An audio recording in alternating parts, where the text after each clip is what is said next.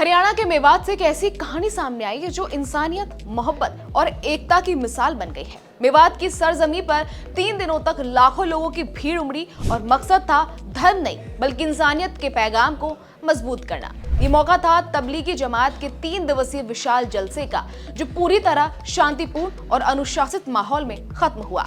देश ही नहीं, विदेशों से भी लोग इसमें शरीक हुए और इस जलसे ने एक बार फिर साबित कर दिया कि जब नीयत नेक हो तो भीड़ भी बरकत बन जाती है।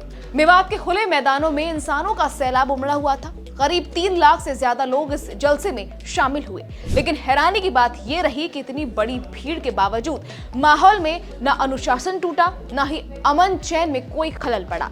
हर तरफ सिर्फ दुआएं, नमाजें और एक दूसरे के लिए मोहब्बत की बातें सुनाई दे रही थी। इस आयोजन में तबलीगी जमात के अमीर हजरत मौलाना साद भी मौजूद रहे। उनकी तकरीर में सादगी, आपसी भाईचारा और आत्म सुधार का संदेश गूंजता रहा। लोगों को याद दिलाया गया कि इस्लाम का असली मकसद नफरत नहीं बल्कि भलाई और ईमानदारी की राह दिखाना है। मेवात के हर कोने में व्यवस्था का शानदार नजारा देखने को मिला। 1000 से ज्यादा वॉलंटियर्स लगातार ड्यूटी पर तैनात रहे।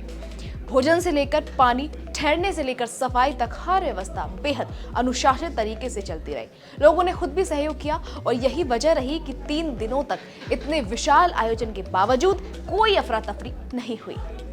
लेकिन इस जलसे की असली खूबसूरती सिर्फ भीड़ व्यवस्था नहीं थी, बल्कि वो था सौहार्द का रंग जो हर तरफ बिखरा हुआ था। जहां लाखों मुसलमान शामिल हुए, वहीं हिंदू समुदाय के लोगों ने भी खुले दिल से सहयोग किया। अखिल भारतीय पिछड़ा और अल्पसंख्यक कर्मचारी महासंघ की ओर से लगाया गया मोहब्बत की चाय का स्टॉल लोगों के बीच चर्चा का केंद्र बन गया।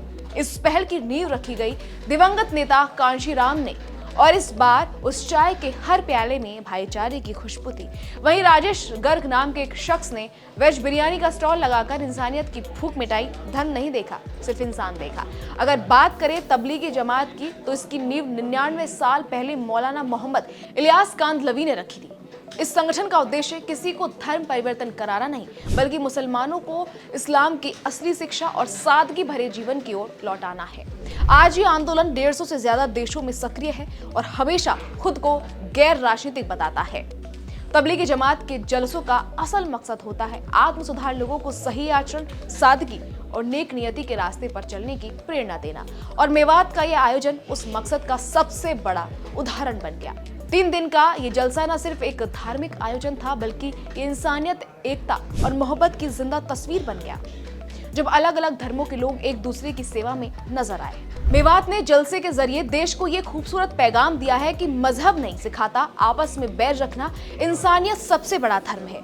अब आप इसको लेकर क्या कहेंगे, कमेंट करके बताइए।